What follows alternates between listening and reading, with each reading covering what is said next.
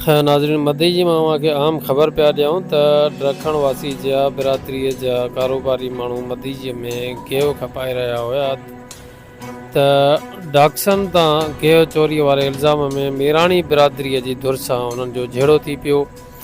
झेड़े जे दौरान तूतू में खां पोइ जिया बिरादरीअ जे माण्हुनि पंहिंजे मिटनि माइटनि खे ॾखण वासियुनि खे फ़ोन कई, जेके हथियार खणी मदई जी पहुची विया।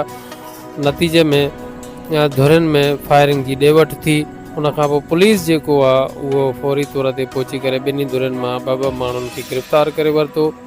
उन खां पोइ धुरियूं जेके आहिनि उहे कुझु ई लम्हनि में मसाले ते मजबूर थियूं ऐं मसालत जेका आहे उहा मदई जी में जेको नाके जे ते ईदगाही मीराणी जी उतां खां वॾेरो आज़म मीराणी जी उते बिरादरी जेका आहे मीराणी बिरादरी जे मौजूदु अज़ीज़ मीराणी जे सरपंची में चवंदा त फ़ैसिलो थियो आहे, जंहिंमें ॾखण वासी जा बिरादरी जे धुर मथां जेको आहे 50,000 रुपया ॾंड बि विधियो वियो आहे।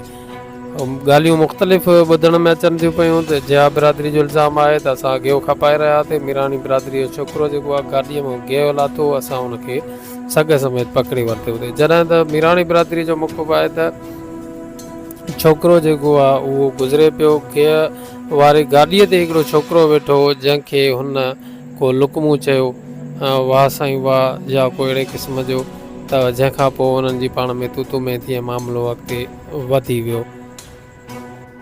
मसलो इहो ई हुयो भाऊ, असांजी गाॾी ईंदी आहे त ॾखणनि जा आहियूं। मां पाण जियो आहियां ॾखणनि जो, शहर में वेठा आहियूं। असांजी दुकानु आहे पंहिंजो किराने जो। गाॾी असांजी सामान खणणु ईंदी आहे हिते असांजे हिन वटि बेबू वटि गाॾी बीठी, गिह पिया खणूं। हेॾो छोकिरो आयो भाऊ, मोहम्मद अली पियो नंढो ऐं असां रोज़े छोकिरो बि हुयो।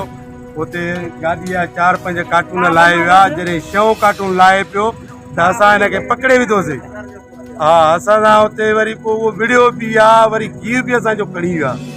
वरी असां हितां विया आहियूं, पुलिस आया आहियूं, पुलिस जी एनसी कराई आहे त वरी होॾे विया आहियूं त पुलिस खे माण्हू न ॾिनो अथऊं। माण्हू ॾिनो अथऊं, असां हुननि खे वियासीं त बाबा माण्हू जो न जा हुनखे कढी जो असां सां ॻाल्हाए, तूं जी असां सां कहिड़ी दुश्मनी आहे जो तूं असां 5-6 कार्टून गिह जा खणी वियो आहे। वरी असां सां विड़ी बि थो, छाजे करे असां मसइलो इहो आहे त बसि असां बि 2 माण्हू रखिया अथऊं अंदरि, 2 माण्हू हुननि जा बि रखिया अथऊं। चवंदा ॻाल्हियूं थियूं, उहा ई ॻाल्हि आहे न। असां माना विड़िया बि उहे आहिनि, माण्हू बि असांजा रखिया अथऊं। गाड़ी बीठी आगे जी वीडियो भरो पोयां हितां चढ़े पोइ